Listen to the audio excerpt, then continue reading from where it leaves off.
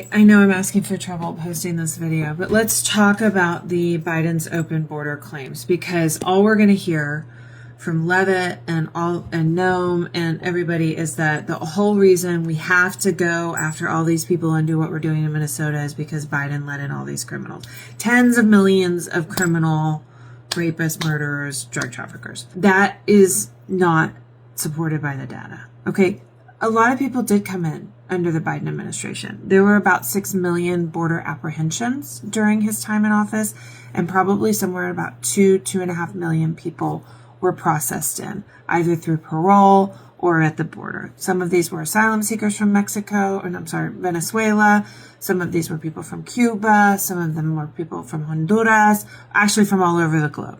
Afghanistan, Ukraine, there were people who were processed in. Most of them went through some type of vetting process, right? And fewer than 1% of them had a criminal history. There are no statistics about, of the people that came in during the Biden administration, how many have gone on to commit crime. And the Trump administration would have us believe that all of those people went on to commit horrific crimes against women and children. That is not supported by the evidence, but they will tell you really awful sounding anecdotal stories of migrants who came in under Biden and then committed a crime.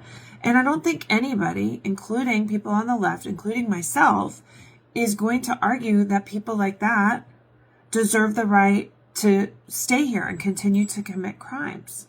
If they came in, committed horrific crimes, they ought to be apprehended and ultimately deported.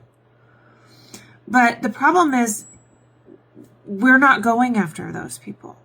The Trump administration is not going after people with criminal histories, and that's evidenced by the fact that they're going door to door and out on the streets and to the Home Depots and getting people because they speak with accents, and people who are going to their court hearings, and people who are going to their ICE check-ins, the vast majority of whom have no criminal history.